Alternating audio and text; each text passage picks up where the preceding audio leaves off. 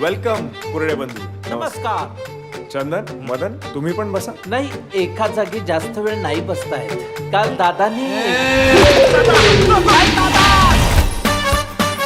आम्ही 3 भाऊ एकत्र आलो ना तर एका तासात अख्खी गाडी खोलतो आणि पुन्हा जोडतो. दोघांनाही मीच ट्रेन केलंय. दादाला पण तू ट्रेन केलंयस. बघा, हा पण सांगतोय. बस तुम्ही दोघही काही कामाचे नाही.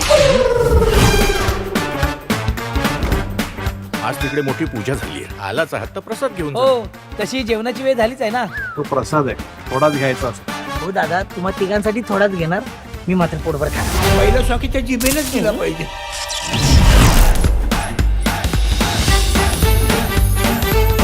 माझ्या मागे कुंड लागलेत. अहो आमचे ते बाई आलेली पाहिलेली बोललेली चालत नाही हो. आणि आमच्या दादाला कधी आम्ही बाईशी बोललोय हे कळलं ना तर आमची मागणं पंचायत होते. मला काय घाबरवतोस रे?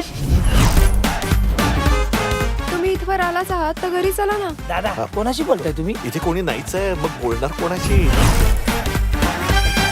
एक कॉफी प्लीज. गाडीत कोण आहे? चंदनदा, मदनदा, तुम्ही दोघांनी काहीतरी डेंजरस कांड केलाय. आता काय करायचं?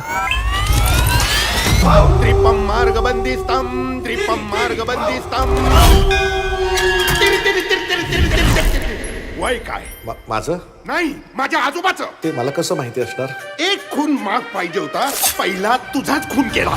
मला व्हिडिओसाठी कॅप्शन पण सुचलाय. गेलो जरी जगातून, रील्स टाकू ढगातून. कडाक. कामिनीची कुठे आहात तुम्ही? कुठल्या कामिनीची? सदाशिव पेठेतल्या की कोथरूडच्या? तुम्ही तिला शोधताय ना, ती माझ्या मागे. अंगाला शेवाळ लागायच्या वयात काटा नसतो येऊ द्यायचा. कुरळे बंदूक कुणाच्याही वाटेला जात नाही. आणि गेले तर त्यांची वाट लावल्याशिवाय राहत नाही. तुम्ही काय येडे आहात का? टोटल. तुझं माझं काही भांडण आहे? तुझी माझी काही दुश्मनी? तुमचं तुम्ही बघून घ्या.